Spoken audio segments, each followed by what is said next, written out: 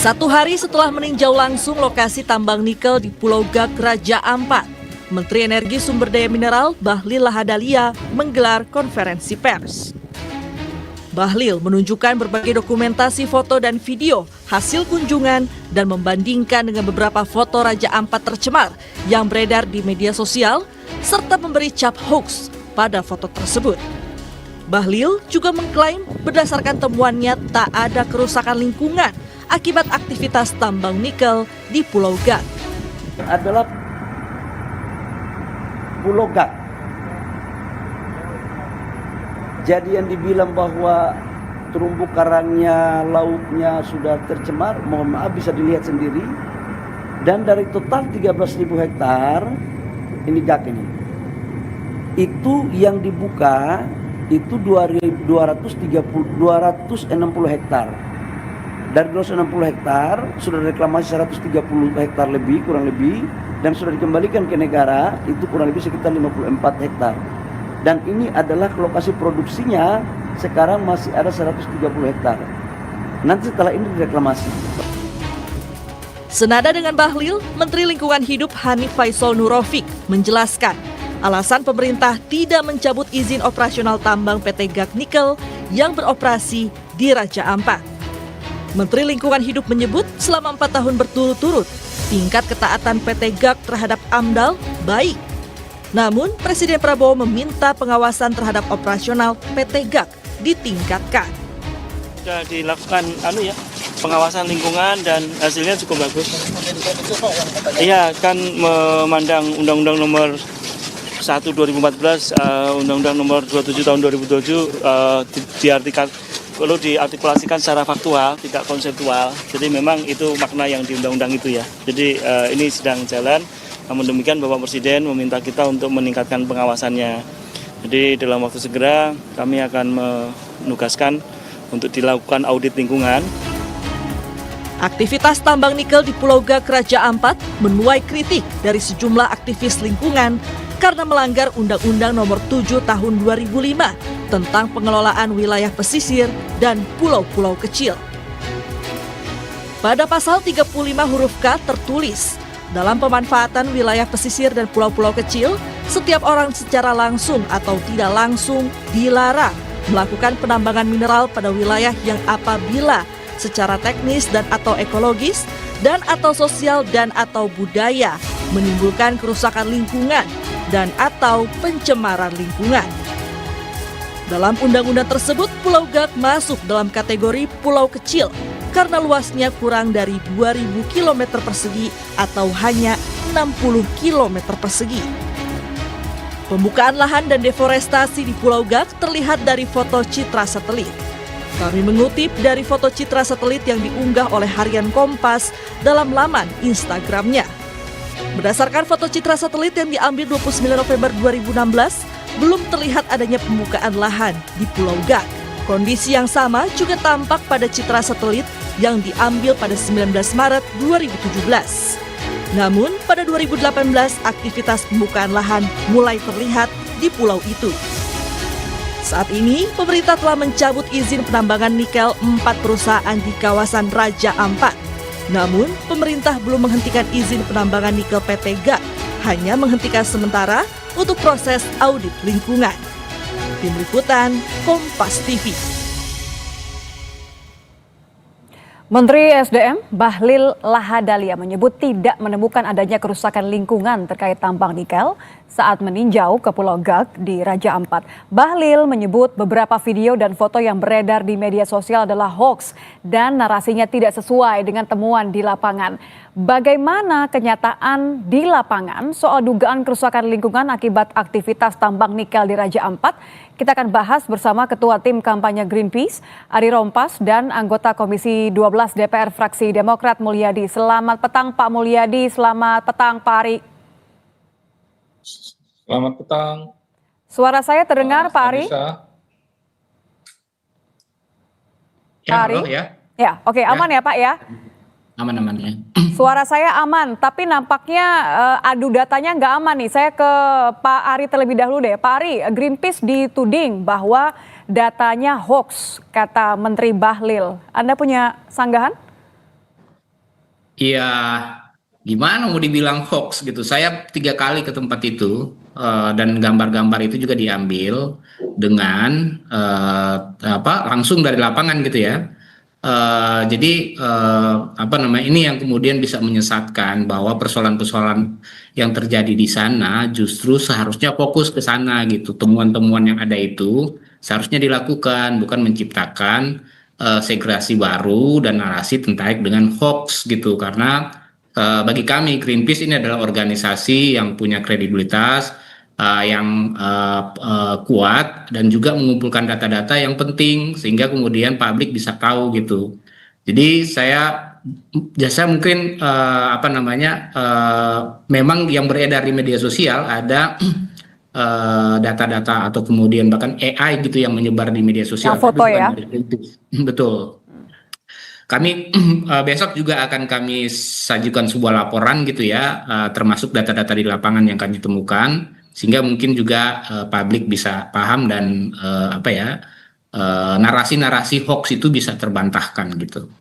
Oke, saya ke Pak Mulyadi deh. Pak, kalau adu atau beda data gini kan sebenarnya betul kata Pak Ari, yang bingung adalah warga, jangan sampai fokusnya justru malah hilang, jangan sampai sudah terjadi kerusakan gitu.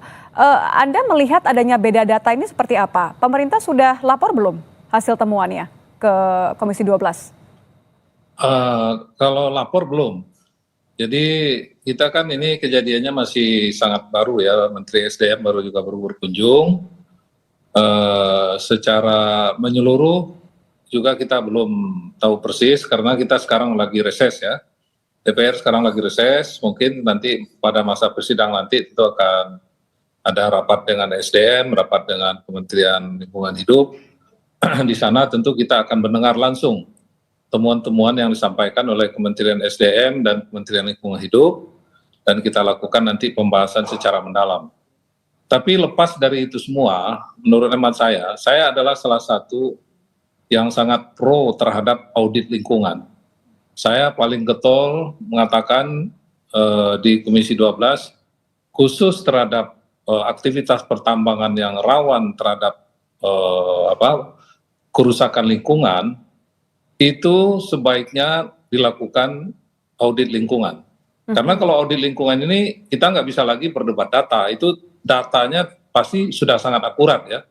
Ibarat orang dokter ya, bukan dokter umum lagi, ini udah spesialis, diperiksa semua menyeluruh, dicek secara menyeluruh. Ya, sehingga ini data audit yang mana nih Pak yang menurut Anda memang sudah pasti akurat? Ya kalau kita lakukan audit lingkungan, jadi memang perlu waktu. Dan itu harus dibebankan kepada pemilik IUP, perusahaan pemilik IUP. Karena kita ingin tahu, tapi mereka tidak boleh mengintervensi hasil dari audit lingkungan. Maka dari itu dananya kalau bisa ya dari pemerintah, mereka punya kewajiban. Sebetulnya kan ada yang namanya jambret dan lain sebagainya.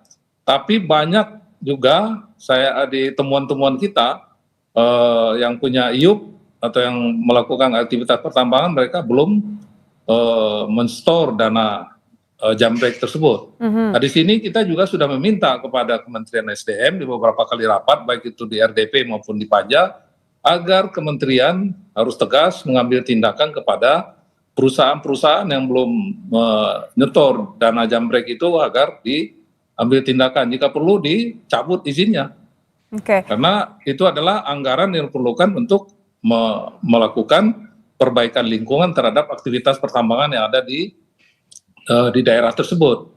Jadi sebetulnya menurut hemat saya yakin sekali sanksi yang diatur di dalam undang-undang Minerba maupun di undang-undang lingkungan hidup itu pasti sudah sangat jelas ya. Terkait sebelum kita melangkah ke sanksi Pak, karena kita akan menuju ke sana, tapi maksud saya adalah sejauh Anda, oke, masih reses, tapi kan Anda juga pasti sudah melihat, sudah mungkin mengecek data dari Greenpeace dan temuan-temuan lainnya. Perbedaan data ini menurut Anda mana yang sebenarnya harus disikapi dengan baik? Karena jangan sampai kita cuma ribut-ribut beda data, beda ini, tapi ya akhirnya lingkungan juga rusak Pak.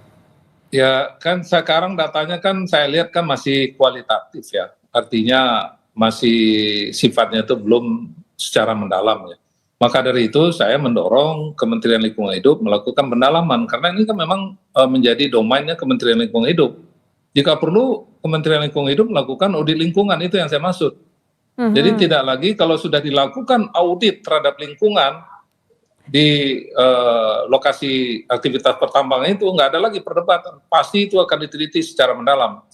Dan setelah itu begitu ada pelanggaran yang serius, ya sekarang kan udah ditutup ya, sudah diberhentikan. Tapi jadi tadi Anda saya melihat mendengar bahwa memang tidak betul ada berhenti pelanggaran hanya- ya Pak, ada kerusakan ya, lingkungan betul. di sana ya? Saya tidak ingin hanya kalau memang ya ada pelanggaran lingkungan serius, tidak hanya berhenti di penutupan iup, pemberhentian, tapi harus ada sanksi pidananya. Kalau enggak tidak ada efek jera. Ya, Jadi, tapi sebelum kita harus ke ada sana efek Pak, jera. sebelum ke masalah jerahnya, gimana mau bikin orang jerah kalau permasalahan rusak atau tidak rusak saja masih diperdebatkan. Kalau Anda melihat saja dari yang Anda temukan saat ini, apakah memang Anda condong kepada pernyataan dari Pak Menteri Bahlil yang mengatakan bahwa tidak ada kerusakan dampak lingkungan? Ya, Pak Bahlil dan Menteri Lingkungan Hidup juga sudah saya telepon. Memang kan secara yang dari kunjungan yang ada saat ini memang belum ada tanda-tanda yang kerusakan yang serius. Tapi tentu mereka akan melakukan pendalaman. Tentu mereka tidak berhenti hanya sampai di situ. Nanti mereka akan meneliti. Jadi barat orang diperiksa cuma periksa tekanan darah yang normal, diperiksa ini normal, tapi begitu nanti dicek, dilakukan MRI, diperiksa ininya, baru ketahuan, sama kayak gitulah. Jadi artinya, jadi ini masalah waktu kedalaman, investigasi kedalaman gitu ya. Pemeriksaannya kan tentu harus dipastikan. Kita nggak boleh buru-buru mengambil sikap seakan-akan sudah ada pelanggaran atau mengatakan tidak ada pelanggaran. Saya pada posisi itu. Saya tidak mau mengatakan ada pelanggaran serius dan tidak mau juga mengatakan tidak ada pelanggaran serius sebelum saya punya data yang akurat. Itu kan cara kita. Karena Anda belum dapat datanya, jadi tidak mau mengatakan bahwa ada atau tidaknya. Saya kembali ke Pak Ari deh. Pak Ari, kalau Greenpeace kan jelas mengatakan bahwa ada dampak kerusakan lingkungan. Anda melihat data lapangan berbeda yang diberikan oleh Pak Bahlil ini bagaimana ya? Anda melihatnya seperti apa? Ya, begini ya, kalau dalam konteks kerusakan lingkungan kan ada berbagai berbagai elemen gitu ya. Yang pertama bagi kami, ini pulau kecil, status Pulau Gak ini adalah hutan lindung loh, masih statusnya.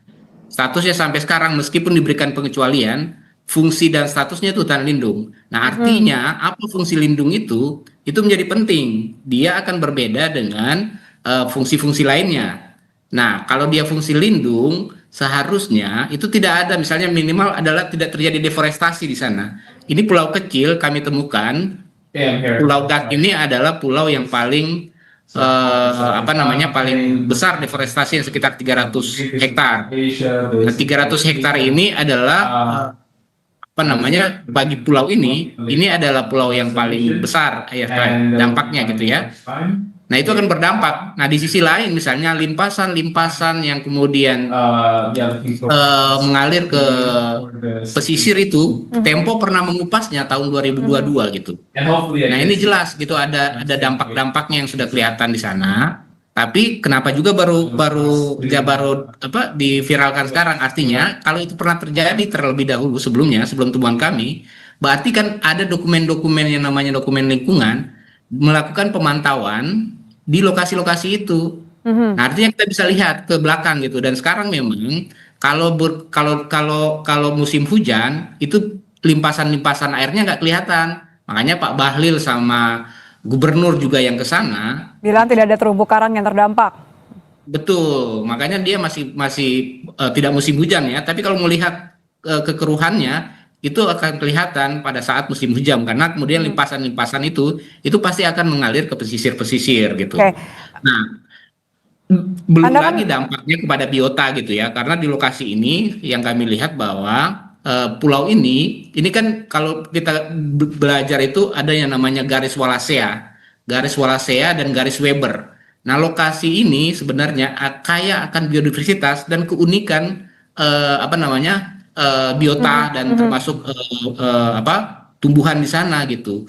Nah, itu kalau kemudian dirusak, termasuk yang di Pulau Gak ini, itu akan berdampak juga terhadap wilayah itu. Jadi dengan data temuan kerusakan yang Greenpeace punya, dan Anda mengatakan tadi bahwa boleh saja cek ke data yang lain, tidak akan jauh berbeda menurut Anda. Bahwa izin perusahaan yang dicabut ini tidak cukup, Anda menuntut hal yang lain ya? Sampai mana? Singkat saja, Pak Ari. Jadi gini, kalau hukum lingkungan itu ada kan, kalau kemudian ditemukan pelanggaran lingkungan, izinnya dicabut. Ada juga instrumen hukumnya adalah itu Pak Ari. bahkan sampai pemulihan gitu ya. Jangan sampai kemudian kebanyakan hukum lingkungan itu perdata saja, dibayar saja, tapi kemudian pemulihan lingkungannya itu tidak terjadi. Putusan MK terkait dengan pulau-pulau kecil itu membicarakan soal nggak boleh lagi ada pertambangan di pulau kecil, dan itu perspektifnya bahkan untuk generasi mendatang gitu. Jadi nggak bisa kemudian kerusakan hari ini kemudian kita tinggalkan, itu tanggung jawab kita terhadap generasi mendatang. Sehingga saya sepakat dengan ini untuk nampaknya ada dan itu gangguan. harus kemudian dipastikan bahwa pelanggaran-pelanggaran itu ditindak gitu. Oke, sebelumnya Pak Mulyadi sudah katakan bahwa harus ada sanksi tegas, namun tentu butuh laporan data kepada DPR. Terima kasih Pak Mulyadi, terima kasih Pak Ari sudah bergabung bersama kami di Kompas Petang. Selamat petang.